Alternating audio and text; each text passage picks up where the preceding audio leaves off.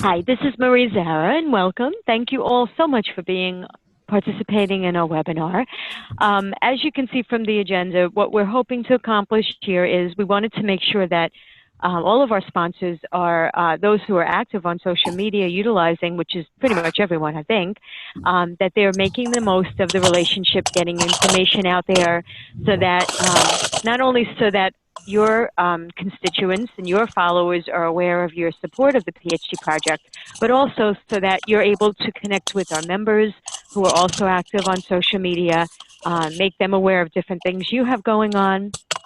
And we are also somewhat selfishly hoping to make sure that we're following you and getting the PhD project name out there as best we can on your pages as well. I feel like I hear a little bit of noise, and I don't know where it's coming from, but it's gone now. Okay, good. So I just wanted to thank you all for participating. Please, if you have questions or comments, please feel free to interrupt or share your thoughts as we're going through. And I will turn this over to Lindsay, who's going to take us through from HOTUS, the actual presentation. Thanks, Lindsay. Sounds good. So hello, everyone. I'm going to go over the agenda first, and then I'll hop into introductions of myself. To reiterate what Marie was saying, thank you so much for joining in with us. And as we go through this webinar, feel free to ask questions during the presentation or save them towards the end, whichever you feel more comfortable with. I'm more than happy to address questions as they come up, though. We are recording this presentation, so if you missed something or you want to share this presentation or this recording with your coworkers and colleagues, that is more than welcome. So definitely feel we'll be sending out this presentation after the webinar so that you can share the PowerPoint slides or recording with those that you think would benefit from it as well. So today we're going to go over a couple of things. Overall, the PhD presence on social media, how we use social media for PhD, and then also how you as an ambassador, both as an organization and an individual, can support the PhD project across social media channels. So we'll go over that in our agenda. A real quick introduction. I work with the PhD project. I've been working with the PhD project, gosh, for I think 3 or 4 years now. And during my time here at HOTUS, I've kind of grown from an analyst within the social space all the way through strategist, director, and then VP. So I currently run our content marketing department here at HOTUS, which is a marketing agency. And we partner with the PhD project to help them grow their presence and strategize their presence across social media. So we'll actually go ahead and hop right in. Again, if you have any questions, just definitely speak up. I'm more than happy to answer them right away. But the first thing I wanted to kind of cover is just overall what PhD Project is doing on social media. And I know that everyone on the phone has experience with Facebook. I know that, obviously there are over 1.65 billion active users on the platform, and the average use of Facebook is up to 48 minutes per day. From a global perspective. So while we might not all want to admit that we're spending that much time on the platform, it's certainly a very active platform across the social networks and still the primary social network from an international perspective. A lot of our young students still do use the platform. 91% of millennials are active users of Facebook. They're using it slightly differently than our older audiences, 34 and above. In that they are more consuming content rather than producing content at times, but they're certainly active participants in the platform. Something really interesting about the platform is that Facebook recently announced that the world is no longer separated by the 6 degrees. We're now separated by 3.57 degrees because Facebook has grown so quickly. I know, it's crazy. Mark Zuckerberg is actually a 3.17 degree of separation, so you can actually measure your own degree of separation from everyone in the world. And Mark is at 3.17, but because of the interconnectivity that we have, Facebook is sitting at 3.57. So it's really interesting to me, and one of the compelling features of this webinar, because all of us are so interconnected within the world, essentially, the power of the shares is very meaningful. So any work that you guys do as being an ambassador of PhD will certainly get the content seen in front of the right people. That being said, I wanted to give you guys a quick highlight of the PhD project on social media. We've got about 3,000 fans on Facebook, and I refer to the PhD project as we, so I just consider myself an honorary employee of the PhD project. Yes, as you should. Perfect. So we've had a social presence, and on Facebook specifically, we have a Facebook business page. And that business page really exists to talk about the organization, the sponsors, talking about your guys' involvement and how you support the PhD project's objective and initiative. We also do some highlights of the members who are recently graduated from their PhD programs, recently promoted into assistant professors or full professors, as well as tenured professors. So it gives you some updates on how the PhD project members are progressing their careers and contributing to the overall objective and mission of the PhD project. A lot of wonderful engagements happen on this page, and a lot of activity occurs here in the form of comments and shares and interaction. Facebook is a great platform for us, and a lot of our ambassadors are pretty active here in that our members are actively interacting on the Facebook page. So I wanted to give you guys a highlight of how we're using Facebook as an organization, slightly separately from our other presences as well. Here's some content themes just to give you guys some quick highlights of the kind of content that we share on Facebook. Like I said, we do a lot of sponsor highlights and sponsor promotion, letting our fans and followers know how the sponsors are helping the PhD project. We also talk about our partners as well as our members, and then we do some highlights as well about pursuing a PhD. So what kind of information do our members and our potential members need to know before they start pursuing this advanced degree, and what kind of information they might need to consider. So you'll see a wide variety of content themes on the social platform, specifically within Facebook, but we do have a lot of great interactions here with our potential members as well, and making sure that they get the information they need as part of our mission statement. You'll see here, we wanted to do a couple of just quick highlights of our partner mentions and how we not only look at our sponsors on this platform, but we also look at our partners. So that comes in the form, of course, of in our universities, as well as our members and partner universities, and then our summit organizations or summit projects as well. So we talk about some live events here, in how we use these social platforms to kind of broadcast the fact that we're doing member outreach and resources so that they can see kind of what's coming up and the benefits they would receive as a member, and then also highlighting how our sponsors can get involved in those projects. Hopping over to Twitter, Twitter has over 310 million active users on the platform, with 100 million daily active users, so people who are going in every day and using the content and sharing content. When we look at the platform, this is definitely used slightly differently than Facebook, in that a lot of the users of this platform are what we would consider lurkers, which really just means that they're people who are consuming content, but they're not there to engage. They're not looking to mention or highlight or retweet. They're more looking to consume industry information, recent events, current events, and trending topics. So when we look at Twitter, we certainly look at this platform as a compelling opportunity for us to get more visibility, but not necessarily receive engagement. Though, of course, we welcome engagement on this platform as well. A lot of the people who use this platform are using it for important information distribution. So 83% of world leaders use Twitter to distribute current event information. So that's why you see celebrities, politicians, government handles, and then especially customer service. So the platform is expanding within those particular industries and thought leadership especially. So the PhD, of course, has a presence on Twitter. Similar to our Facebook, we do shout outs to our members, congratulating them on recent advancements within their career. We also use Twitter to strengthen our partnerships with our sponsors. So having them mentioned within our tweets and making sure they get additional visibility as a result of our interaction with their account on Twitter. The other thing that you would see slightly differently on Twitter that we don't do as heavily on Facebook is live event tweeting.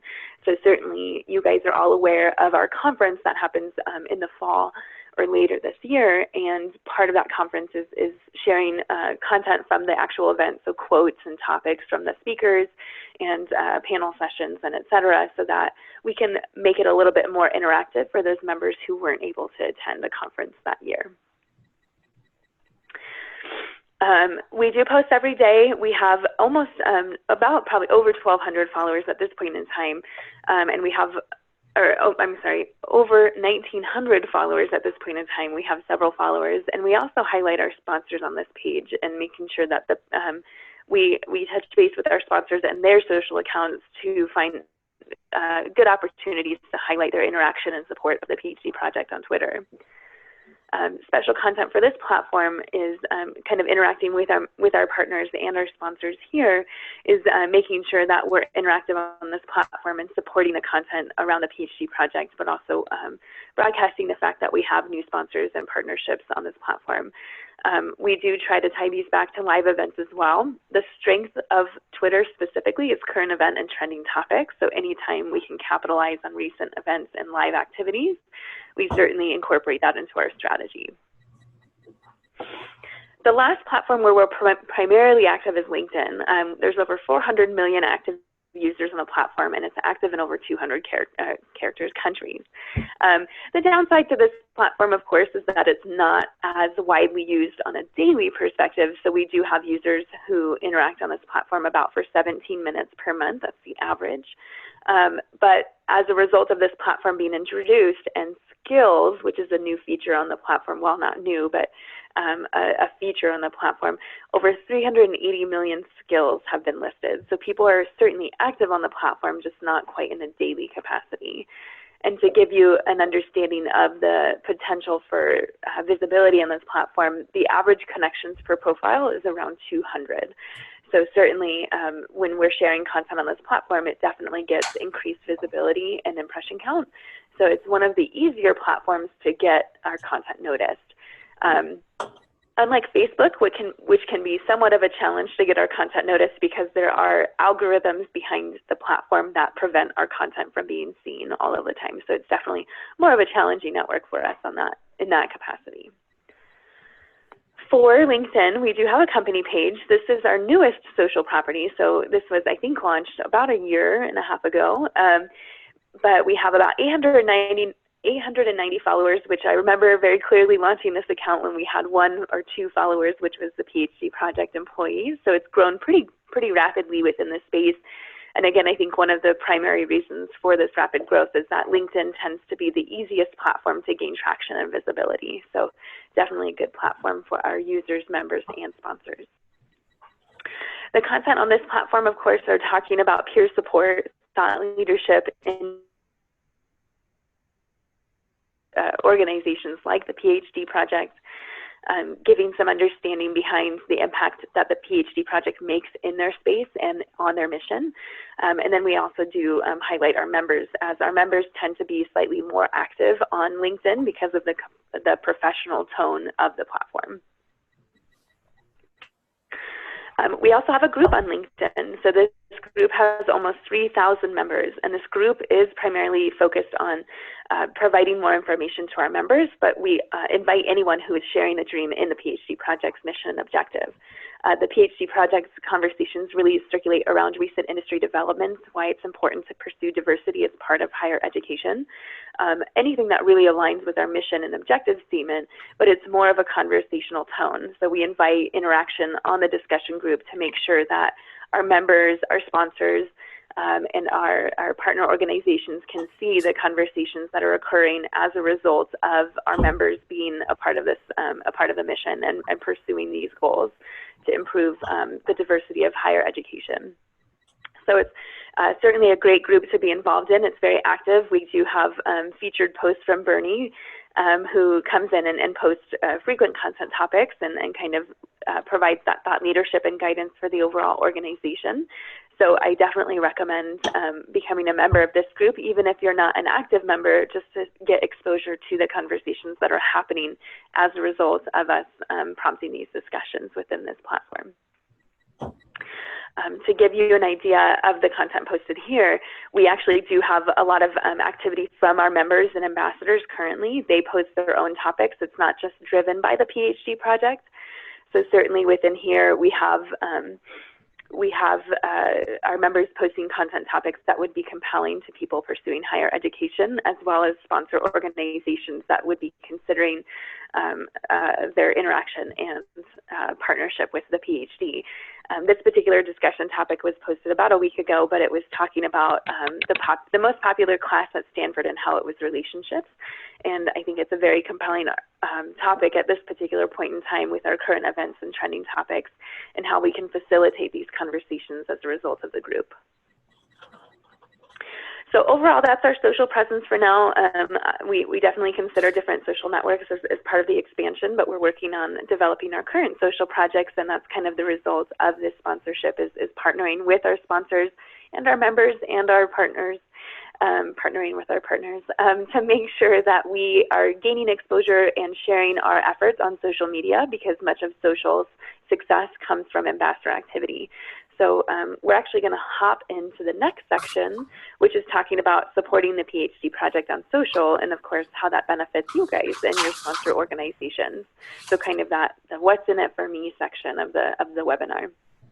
I first wanted to start with just why users share on social, period. So when we're looking at getting this content seen across our organizations from our sponsor presences on Facebook, as well as our personal presence across social media, I wanted to share with you guys why this content, or the content that the PhD project shares, would be particularly compelling to your followers, friends, and networks. We as human beings on social media share content for very specific reasons. Usually it's to bring value, to define ourselves, to grow and nourish our relationships, self-fulfillment, and word about causes or brands. So you can see how the PhD project certainly partners with each and every one of these individual aspects. So when I talk about why it's important, why people share, and how the PhD project kind of fits a lot of these needs, it's kind of to share the insight behind why we think that the PhD project content might be compelling to the people who follow you on social media. A lot of the people who share content is really you see the highest percentage here. 84% of people who share content about causes or brands support these issues on social media, and community outreach and corporate social responsibility are particularly compelling in this space. Of course, you guys know that already, which is why you guys are sponsors of the PhD project, but I just wanted to give you guys an example of how organizations partner with their foundations or nonprofits in order to get that community relationship and that emotional response to an organization. Here's a great example from Home Depot, and Team Depot is their foundation that has continuous community outreach. And part of their strategy on social is, of course, partnering with that foundation to build this emotional relationship with potential consumers and partners. But I wanted to share real quick too with recent studies that have come out as a result of consumer marketing. 82% of consumers consider a corporate social responsibility programs before they decide which organization or business to support. So very much a part of the purchase decision process is a consumer understanding the impact of that company on the community.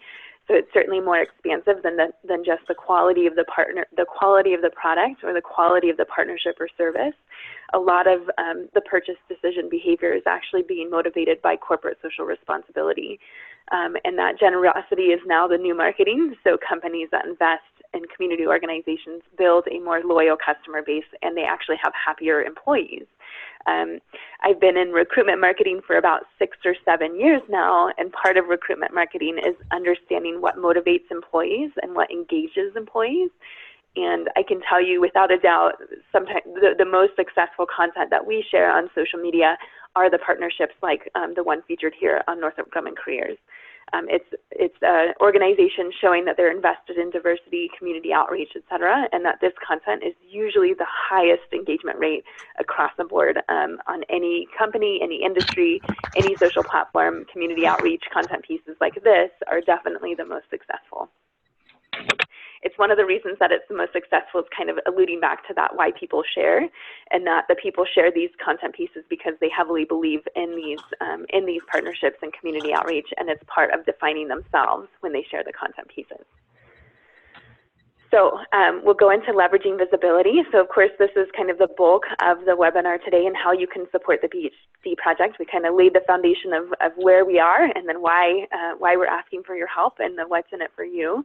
And that we're hoping that you can help us gain traction and visibility across the social platforms as a result of your partnership and sponsorship of the PhD project, but also as an individual, because you guys are all industry leaders within your space and you have this job for a reason, certainly because you're particularly skilled at marketing and gaining traction within your space, so your connections are definitely meaningful. And so part of this would be supporting the PhD project by boosting the presence by sharing our content. So I'll get into the bulk of the matter. Any questions though so far before we move into how to support the PhD project as an individual from your social accounts? All right, everything sound good though so far? Everybody's enjoying the webinar? No feedback so far? Other than I talk fast. I know I talk fast, I'll slow down, I promise. I think you're doing fine, Lindsay, thank you. Awesome, thanks Marie. But you guys are mostly New Yorkers, right? East Coasters, so I can talk fast and you'll stick right with me. So. Yeah, you definitely talk much more slowly than I do. Perfect, I love hearing that. I used to be called like the machine gun in high school. I was a debater, and that was my nickname. So I try to get a handle on it. I'm on the West Coast now, and most of my West Coast counterparts move at a much different pace in terms of speaking. So. Okay. All right, so Facebook. The first thing about Facebook is that we do get penalized quite heavily on Facebook because we don't currently sponsor our content on Facebook. And Facebook has recently, well, within the past 2 years, has become more of a pay-to-play platform. And when I say pay-to-play, what I mean is that as reach or organic visibility on this platform decreases, Facebook's stock prices go up. So what that means is that Facebook has definitely monetized this platform in that they understand that in order to survive in a market like ours, they have to monetize their offerings. And so as a result of that, organic visibility has dropped drastically, even up by 25% in this first quarter alone. And so as part of our strategy on Facebook, there are a few different options that you can do in order to see the content specifically for the PhD project. Certainly the first step is liking our Facebook page, but the second step is just making sure that you even see the content in the first place. Because liking a business page on Facebook does not guarantee that the content will appear in your newsfeed. So the first step here, of course, is letting yourself head over to the Facebook page and liking our Facebook page. And then the second step is actually getting notified of when we post content on the platform. Now, we don't post content 6 times a day on Facebook, so you certainly won't be inundated with content pieces that we share on the platform. But if you select the all posts and events for notifications, you'll receive a notification similar to if someone commented on your status update when we post content to the platform. So that way it becomes top of mind when we do post content to this platform, and it kind of is a nice reminder for you guys when new content is published so that you can see if it would be applicable to your organization or if it's something that you would like to share from your personal account. And I think, Lindsay and Val, would it be safe to say we usually post at least one item a day on Facebook? Yes. Yeah, our average is one time per day. Yeah. Exactly, one time per day. So you would be notified probably once per day. And then I would say maybe at the most we post twice a day, maybe during our conference season where we're giving more of like a real-time event highlight on social media. So I would say definitely average 1 post per day, at max 2 posts per day. So it wouldn't be giving you a ton of notifications per day. So I think it would be a reasonable amount, and that would just give you a good intro to the platform overall, or a good intro to the content that we share on the platform.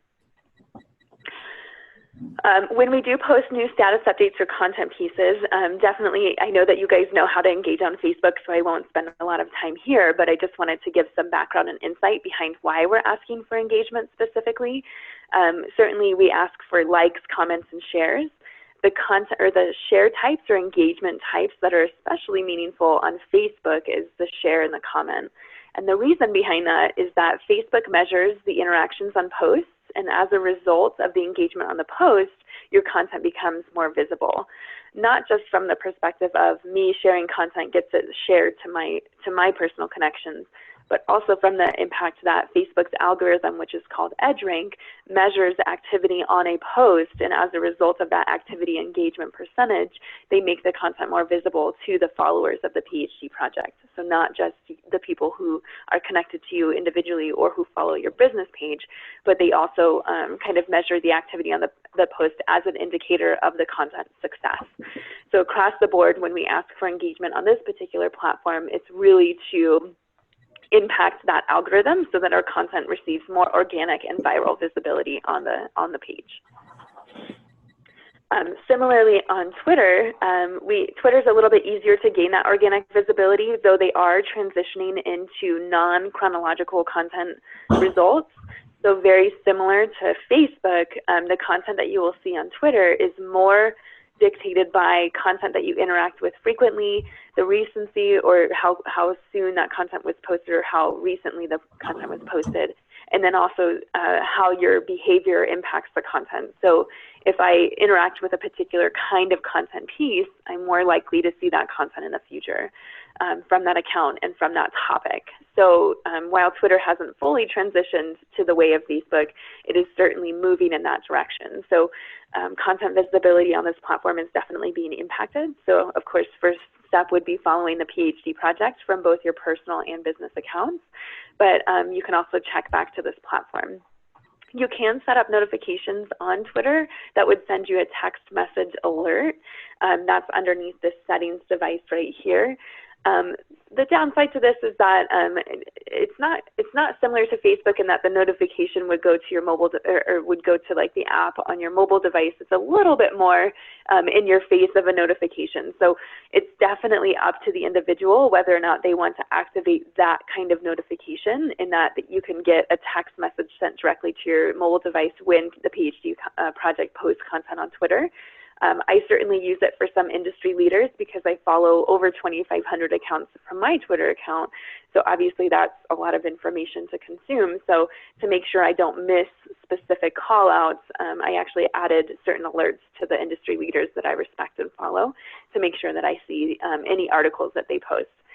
Similar to Facebook, we do post on average about one per day, but we do have slightly more posts on this platform because we do talk about position announcements from the PhD project and then additional current events. So we do post slightly more frequently on this platform than Facebook. So if you do sign up for notifications, just be prepared for a slight increase in the average of posts per day. Of course, you do have the options with engaging on content on social media. We have the retweet, the response, and then the favorite. Responding to content on the PhD project certainly helps get our content more visible, and recent changes to the platform is actually increasing the visibility. So when you interact with the PhD project on Twitter, the chances of our content being seen is a little bit more intensified as a result of some changes to Twitter. So they're making it a little bit more user-friendly and a little bit more engagement-friendly. So when you're engaging with our content, like retweeting the content and replying to our content, the resulting content pieces from those engagement have a higher likeliness of being seen on the platform now. For LinkedIn, kind of transitioning over here, follow the company page on LinkedIn where the PhD project listed there. Unfortunately, LinkedIn doesn't have the same kind of notification settings that Twitter and Facebook have, so there really aren't any great ways of getting notified of new content pieces. So sometimes the most effective way to see the PhD project on LinkedIn, especially since our users only check their LinkedIn profile like 1 to 2 times per month, would be going back to the company page and looking at the recent status updates in the feed on the company page rather than scrolling through your news feed on LinkedIn. It will just be a little bit easier for you to find that content piece that you think would be most compelling to your network and followers. In terms of engaging with the content here, of course, the common engagement types, which you all know. The neat benefit of the PhD project, or excuse me, the LinkedIn settings, is that you actually have a few different options in terms of shares. So when you share the content on the platform, you can share it publicly with the followers, with your followers, or essentially the entire network or the entire platform. But you can also share it with specific groups. So you can see here in this content piece that's highlighted, it says share with and then public. You can click this drop down, and any group that you're a member of, you can share this update to that group specifically. So if you're part of groups that have diversity initiatives, or part of groups that are specific to universities, or maybe it's a group that your company has on LinkedIn, you can share that content to that company's group on LinkedIn as well. Kind of moving over to how to support the PhD project as an organization, very similar in results, in that we're hoping that you'll share and comment and like our status updates across the social networks. But it's more of a nuanced difference in that you would be doing it as an organization rather than an individual. So it's using your business page on Facebook and liking as your company page, following as your company account on Twitter, and then using your personal accounts on LinkedIn, of course, to follow the PhD project here, and then follow it as like your employee presence on LinkedIn. But to give you some insight into how you can also do additional engagements from your organization would be doing organic posts. So sharing our videos, sharing our content, and then mentioning our organization across your organization's social presences. So you can see here 2 examples where the PhD project was highlighted and tagged within this status update. And then similarly on the left-hand side from Twitter, AACSB was mentioning our account. And as a result of that mention, we had a spike in organic visibility and engagement, as well as follows back to the back to the Twitter page. So even just one small update per month, or even or however frequently you would like to do that as it relates back to your organization's objectives on social media, just that one mention or that one engagement that was done as a result of some content piece that you found in relation to our organization definitely makes a large impact. You can see here on Facebook, one of the nuances, of course, and one of the changes of the platform is that you can, from your news feed and from the content piece that you see, you can actually change how you interact with that content piece. So I'm sure many of you guys are administrators of your organization's social presence. So liking, commenting, and sharing this content from an organization's perspective to interact with the content in that capacity will definitely be not only good for our content visibility, but it also gives your organization visibility within the network.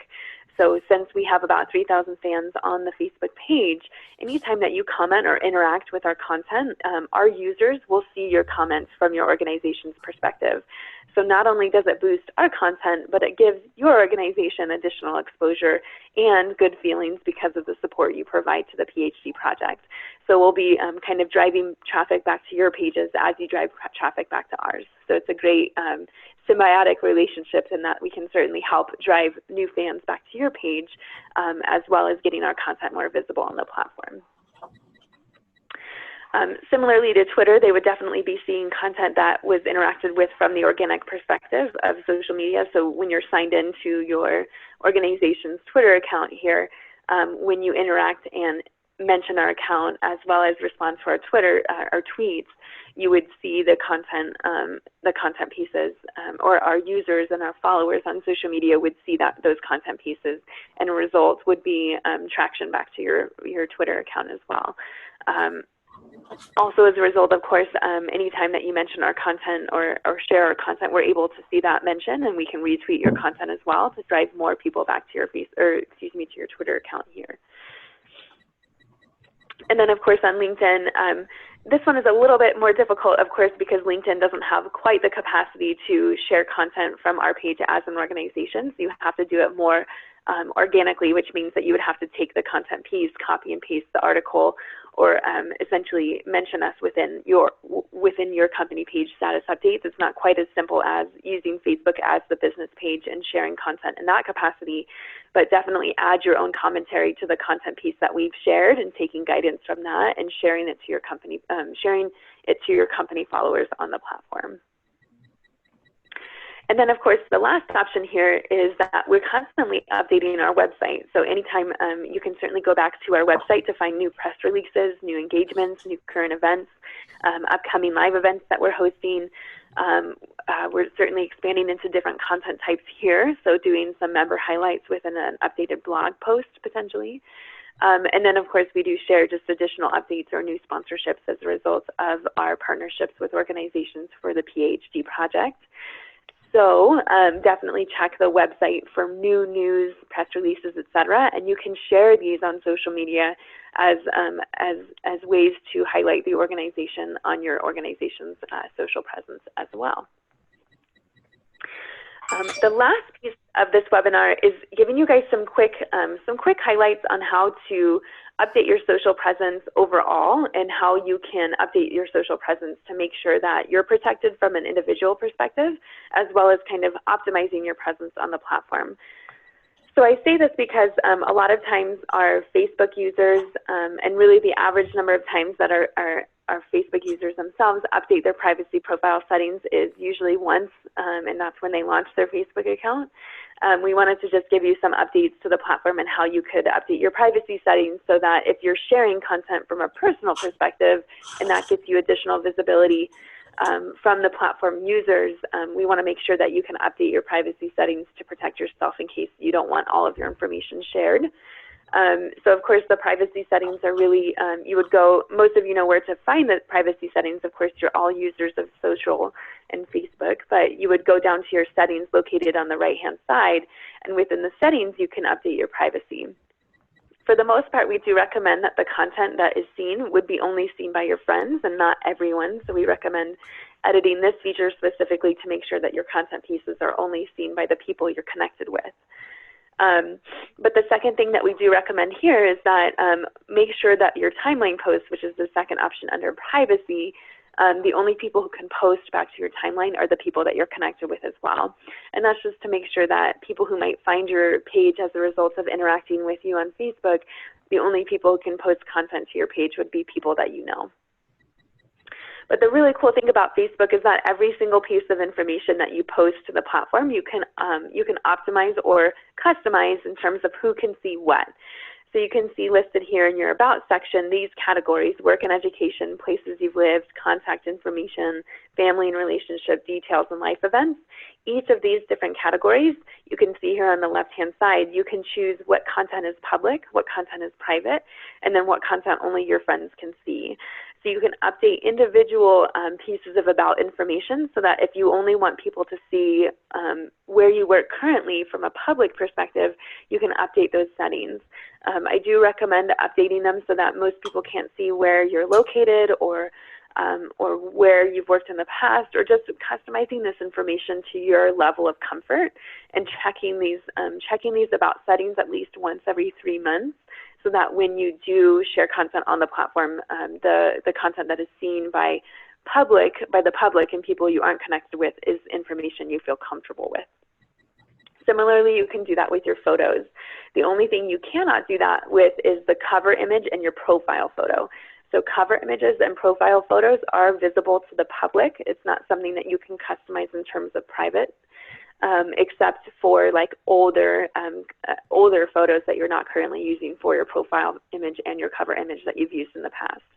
So each of these albums you can customize in terms of who can see it. So if you want to do a private album that you share just with your family, that's an option. Or if you have an album that you'd like to share with your network, you can do that as well.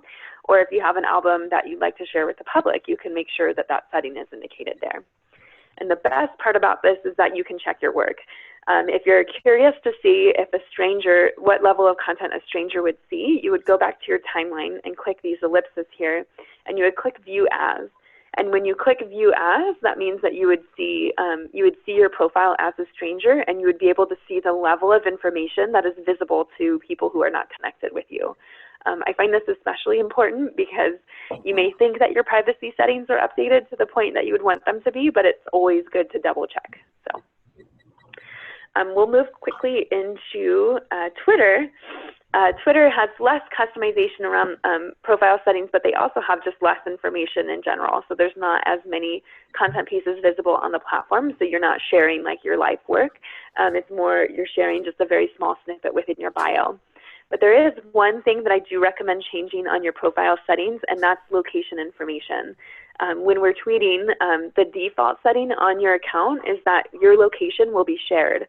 So a good mention to this is that when you're tweeting from your vacation home, it does alert people to the fact that you're no longer at your house. So since Twitter tends to be a more public platform, and that we're not necessarily just networking with our friends and family, we're networking with industry leaders and just public users in general, I do recommend going to your settings, which is located underneath your profile picture here, settings, security, and privacy, and then updating your tweet location to make sure that your location information is not shared as a result of your content share. Actually, I'm going to hop over this slide really quick. It looks like we got a little bit out of order here, but I'm going to move over into LinkedIn. One of the things I wanted to share on LinkedIn, and this is really from a personal perspective, but I wanted to make sure that you guys had some quick takeaways for improving your presence on LinkedIn. Certainly branding yourself well as an individual will benefit you for your organization as well as the PhD project, and just overall your personal professional networking presence on the platform. So I wanted to do some quick tips on updating your presence on LinkedIn so that you guys would gain a higher visibility and a better overall presence for your individual self. So of course, one of the easiest ones here is adding a profile picture, but you guys would be surprised at how many people do not have a profile picture. The first thing, it's actually proven that if you don't have a profile picture on your profile, you usually get 70% less views on the platform. And so if you don't have a profile picture, definitely work on getting that picture updated and make sure it's not a selfie. Make sure it's actually a good picture of yourself, a professional picture of yourself, and not something that was taken in a bathroom in front of a mirror, which, believe it or not, I've seen several times. So make sure you update your profile picture to one that is optimized for professional use.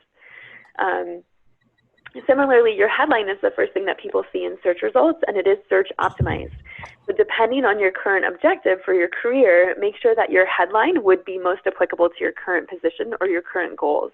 Some people use their headline, which is listed here, as a place to list their current occupation, but some people use their headline, and I'll show you that here. Some people use their headline as more of an objective statement. So you can see Melissa here, who's at Zappos, is really more talking about what she does for a living, so social recruiting and engagement. She does still list her current position, but she gets a little bit more expansive and then also highlights her Twitter account. So you can see that her objective here is a little bit more specific in that you guys can update your profile objective or your statement to be a little bit more indicative of your current goals and purpose on the platform. You can also use an image in the background. I wanted to give you guys a quick tip here in that the image on LinkedIn is just ridiculously large, that often we don't have like a personal photo that would fit these pixel sizes. The image size is 1000 by 425. So we do recommend you can go onto Flickr.com and search for images with a Creative Commons filter for like a landscape picture or maybe your current location picture, but it gives you a few more options in case you're not a professional photographer and you don't have those images kind of in your repository currently. Moving on to the LinkedIn profile optimization, the summary portion is really where you can highlight recent projects. You can highlight YouTube videos. You can include links within your summary position. You can also add files within your experience section. So if you have a particular project that you're especially proud of, or maybe a thesis statement as part of being a member of the PhD project, you can certainly list that in the summary. Similarly, part of what you can do as an individual is including the PhD project as part of your organization's commitment. So part of the summary can be the work that you do for your current organization, and then also how the organization is committed to the PhD project as a part of that partnership. Part of that can be used from a personal standpoint in that you have experience with supporting nonprofit organizations. So it definitely helps you from a personal perspective, but also gains kind of traction for the PhD project and the partnership with your organization to build that compelling the good emotional response there. And then, of course, updating your experience section. This is actually the area of LinkedIn profiles that I find to be most underdeveloped and the area that most recruiters and users of the platform tend to rely on the most. So most outdated, but also most useful. So definitely update your experience platform here. And really the most meaningful content here is like the day-to-day experience that you have with the organization. So what you actually do from a day-to-day perspective, rather than kind of giving a highlight of the organization. This is a really compelling feature to actually highlight what you do in terms of duties and responsibilities. These sections are indexed by LinkedIn search results.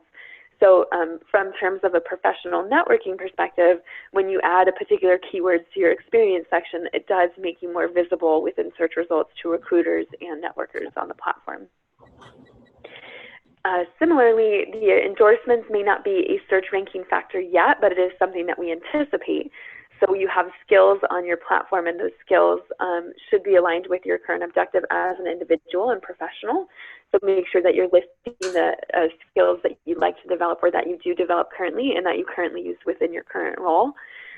One of the reasons that we do recommend this is it's one of the first areas that recruiters look at. So from a professional development perspective, these skills and endorsements are certainly meaningful, and that we do anticipate them to be indexed by the platform at some point. So these will also impact search results and your personal visibility on the platform. Moving forward, joining groups is really one of the best strategic pieces of advice I can give you for LinkedIn. HODIS, the company I work for, is a recruitment marketing agency. So one of our specialties, of course, is understanding how recruiters use different social networks.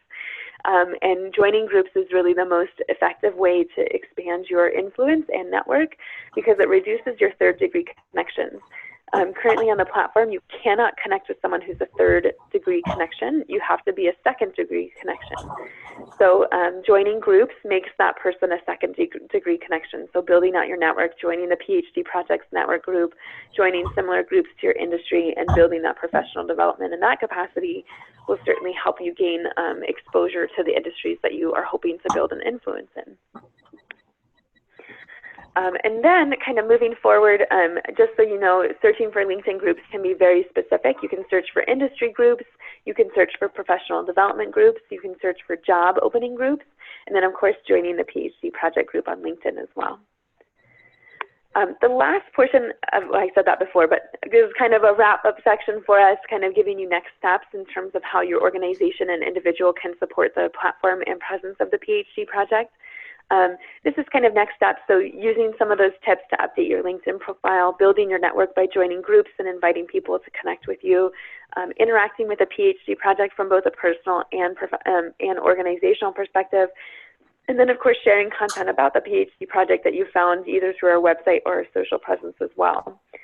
But next steps through your checklist would be, of course, follow our social accounts, share, comment, and like as a personal account or as an organizational account, but also send us your social properties. We do follow our sponsors on social media, and we give regular shout outs to our sponsors on social media. So it's certainly not all about us. We'd like to make sure that we give you guys the pat on the back as well and highlight your organizations on our social channels. So make sure as a takeaway from this webinar that you send us your organization's social accounts so we can make sure that we're following the most updated social accounts for your organization and that we can start interacting more effectively in that regard. And then certainly, like I said, you guys will get this recording and PowerPoint as a result of the presentation. So certainly feel free to share this content with anyone that you think would be interested or who would benefit from this content, and invite them to help us with the initiative for the PhD project as well. So last couple of sections, we do have a few members on the phone today. I have highlighted their LinkedIn profiles here because we're talking about social media, so I figured why not give these users a quick shout out as to who's on the phone. But we do have some members on the phone as well, so if there are any questions about the PhD project specifically, or if any member wanted to give a quick shout out, we are more than happy to welcome those questions now and welcome those comments now.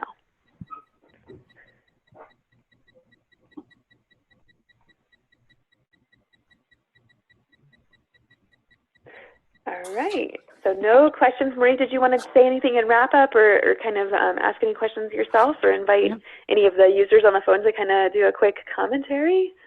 Okay, thanks, Lindsay. Yes, I would like to just, a couple of footnotes that things I should have mentioned at the start. I know we have a few participants on this webinar today who may not be as familiar with the PhD project. I know we do have plenty of people who know all about us. But I just wanted to mention that Lindsay referenced our members, and the membership of the PhD project, there are actually quite a few different audiences. We have 1,600 PhD project doctoral student and faculty members, so about 1,300 members who are faculty at universities throughout the U.S. and business schools throughout the U.S. We also have about 300 doctoral students who are minorities who are in business doctoral programs currently. So while not all of those 1,600 people are necessarily fans on Facebook or following us on Twitter, a good number of those members are on these social media properties. So for the sponsors out there, for those of you who might be new to the project, those are the members that we're referring to. We also, in any given year, have over 300 universities that participate in the project, both doctoral granting and non-doctoral granting. So that's another audience that's out there for you to interact with.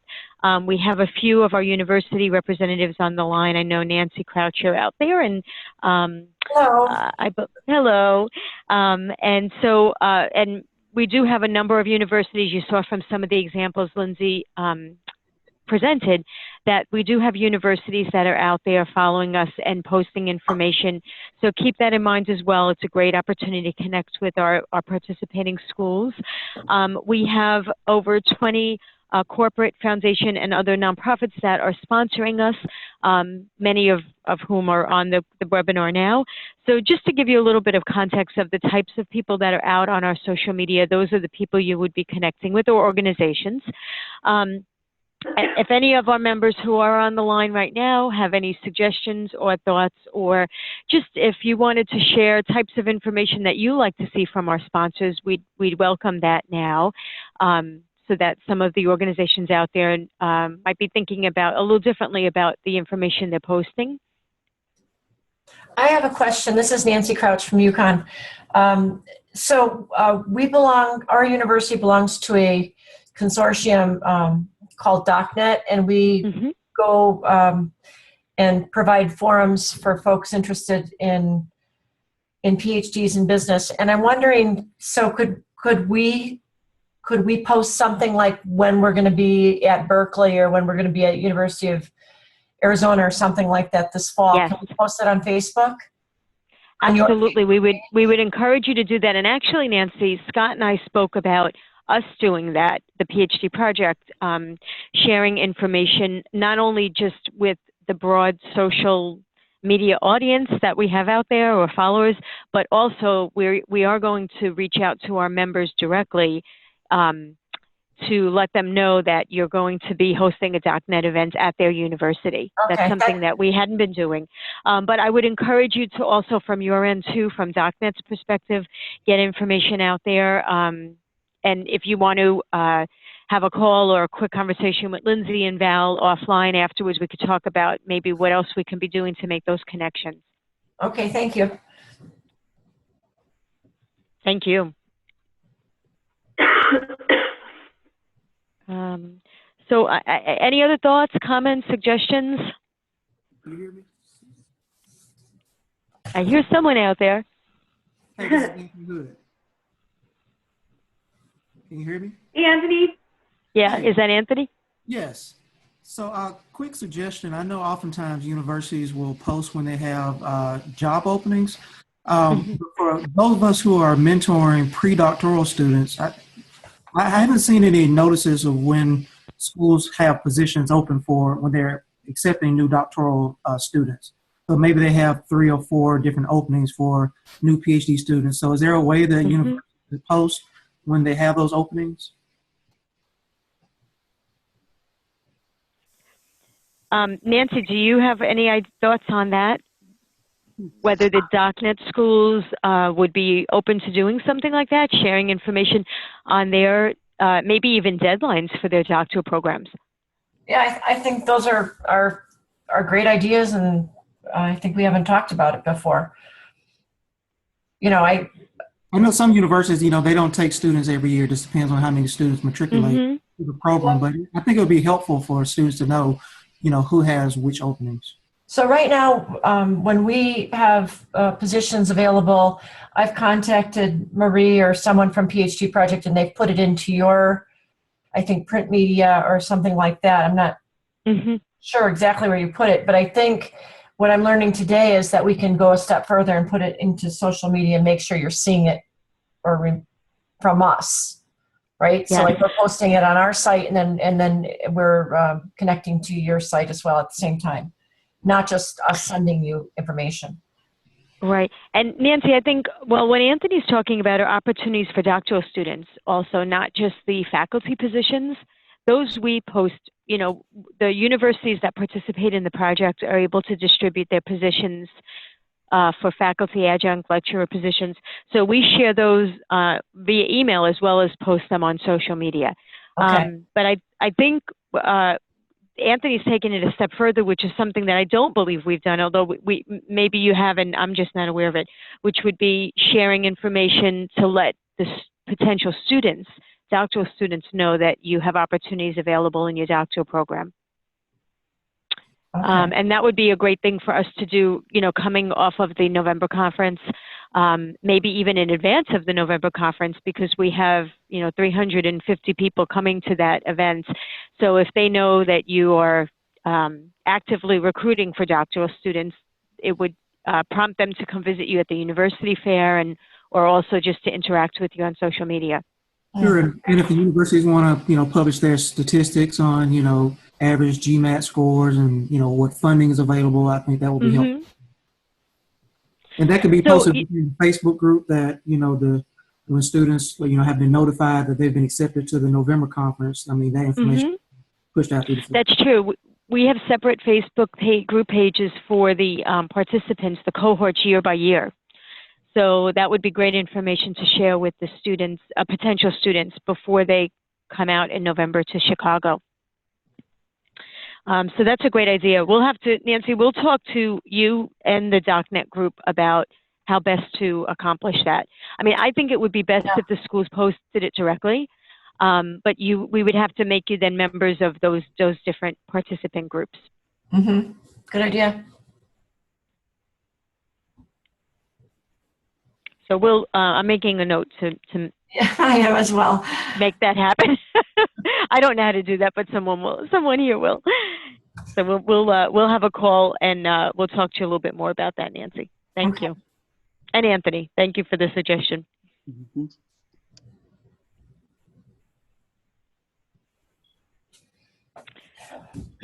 So does anyone else have any other thoughts or suggestions or questions? I hope it's clear. I was commenting in the chat for Zoom, but Anthony, I think that's a wonderful idea. I think that members would find that content especially compelling. So sharing like upcoming test dates or application due dates or openings within the PhD project positions themselves. And just from a sponsor perspective, I think that that's particularly helpful content as well, because it really conceptualizes the impact that the PhD project makes on its users. So it kind of helps our sponsors understand the relationships that we have with our members and the value that we drive and how we're furthering our mission altogether. So it certainly, I think, is a great content suggestion. So duly noted, for sure. And I see also, Oscar, your note in the chat that, I think it's not only helpful for those who are thinking about going into doctoral programs, but it's really helpful for our faculty members and other doctoral students to be aware of these, because you might be mentoring students who maybe didn't apply to come to the conference or are not in a position where they're attending our conference yet, but might still be interested in applying, without having gone through our annual conference. So it would be important for us not only to share it within the groups, but also on our main pages to our main audience. Yeah, after I heard Anthony mention that, I was like, this is genius, because I just had a student who asked me to write a letter of recommendation for him. And I was just thinking of how much time I could save if the student wanted to apply to a school, if I knew that school wasn't accepting any students, so I could just let that student know. Right. But then I just thought about that perhaps schools may not want to do it because then they will lose application fees from students who apply. I don't know, Nancy. What do you think about that? No comment. Well, you probably don't accept applications if you don't have slots available. I wouldn't bank on that. Yeah. I think most schools will accept as many applications and fees students send them. Oh, and then just kind of keep them in queue if they're not, they don't have the position available. Right. Well, what we'll do, at the very least, it would be great if the schools can share information on when they are actively recruiting. I don't know, I wouldn't want anybody to take that as if a school doesn't have information out there, it doesn't necessarily mean that they're not actively recruiting. They just might be active on our social media. So either way, it's not going to tell you, I don't think, if a school is not accepting students, but it will tell you those that are more actively engaging our members and our participants. But I do think, Nancy, we've had some conversations with the DocNet group thinking about different ways what they can be doing more, so that'll be good. Hey guys, this is Anthony again. I have another idea, and I'll shut up. I think we as academics could do a better job of, publicizing the research that we're doing. I think oftentimes we get a new publication, we do a good job of sending out an email, on our particular distribution list or behind our closed Facebook groups. But I think it would be good if we had just like a one-page template to where, if Oscar publishes a paper in Journal of Applied Psychology, maybe we do a snapshot of the journal cover, Oscar's, co-authors, and just a brief blurb of what the research is about. I think having that pushed out through social media is like a little press release. I think that would be good for our corporate sponsors because they may catch Oscar's research like, hey, could you come to our organization and, because we're having an issue with something that you've already researched. So, if we could come up with some kind of way to kind of really push out the research that PhD project members do, I think that would be helpful. So, Anthony, it's funny you mentioned that because that is something that we just recently were talking about doing almost like a, research day, 1 day a week. So let me just take a step back and explain to everyone that HODIS puts together a social media calendar for the PhD project every week. And so sometimes it's things that they come across that they think would be great to share.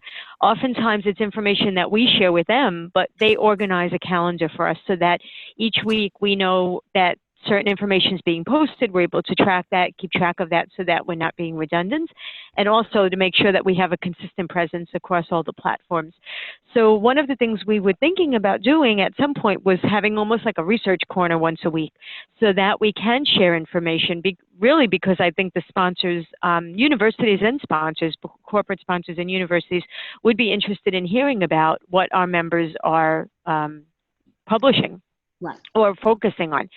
So, so Anthony, what I'm hearing is that it would be helpful if we almost created like a template that we sent and, we could share it with all of our 1,600 members and say, please use this on social media. And if they're not active, they can send it to us and we can post it. Would that make sense?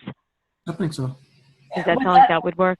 Would that also reach out for doctoral students who are perhaps presenting at conferences or winning some awards for things? Yep, that's what we should do. It should be not only just, the research that they're working on, publications and presentations. I think that would be great. Yeah, I think just write down presentation. I think it would be valuable to folks who are pursuing the career to see what the current doctoral students are doing in those kinds of venues. Yeah, that's a great point, Nancy. Not only would it be good for the sponsors and the universities, but our students, so that they know who they can be collaborating with, who has common research interests, and particularly across disciplines, because that could happen. And right now, our members are at our summer conferences, they're interacting at the DSAs, but they wouldn't necessarily know if someone outside of their discipline is working on that. Right. But now be prepared. This is Lakita. Just be prepared. You might get an onslaught. Absolutely. So really? The question might be, so how do you manage that onslaught? Well, we'll deal with that problem when it comes. Oh, yeah. You'd be amazed. I mean, I think we can try to schedule it so that we have at least 1 or 2 things posted a week. And if it becomes overwhelming, then we can combine them. We've done that in some other cases with our announcements, the congratulatory announcements. We do think about what is a normal, I don't want to say workload, that's not the word, but what might be consuming to people. So we will, we can combine them if need be, and put one posting that has a couple of topics in there. Or maybe have a quality measure, right? So like it would be a major conference in the discipline, not just some rogue thing. I think there'd have to be a quality meter in there. Okay, yeah, that's a way to look at it too, or at least prioritize it that way, especially if it's there's a timeliness to a conference and stuff like that. Yep. But that's great. Let's try it and see what we end up with, and that would be a good problem to have too much participation. Right. I mean, I could see, like, now going back to the DocNet schools, but if you at the conference in November told the DocNet schools, listen, we've got this, it's almost like a blog, right? But it'll make people go into that social media and encourage your current doctoral students to post on this thing, or I think that would be really great. And that would be a good lure for them to get involved with social media more. No, I think that's great. That would be a way to engage people more and more. So we'll do that. We'll create a template, we'll get it out there, and we can share it with our members, and then we can even share it with the participating universities, let them know that this is something that's going on that might encourage more universities and different people within our sponsoring organizations to get engaged. Great. That's a great suggestion. Thank you.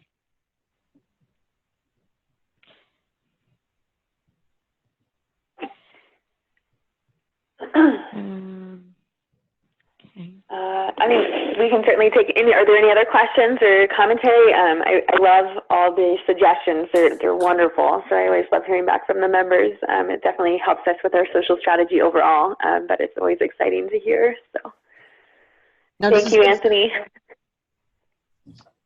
So any other questions for us, or anything else that you wanted to bring up, or should we wrap it up, Marie?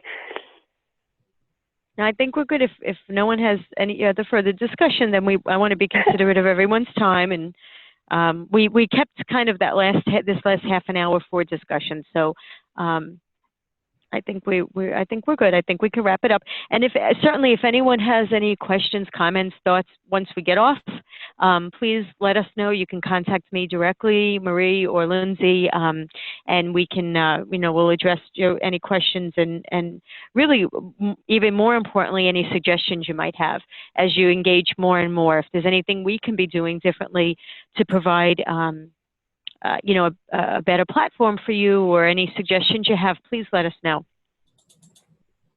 Sounds great. Thanks everyone for joining us today, and we'll get these slides out to you soon. Great. Thanks everyone. Great. Thank you, everybody. And I'll see some of you in Anaheim. See you soon. Thank you. Have a great day. Bye. Great job. Bye. Bye. Thank you.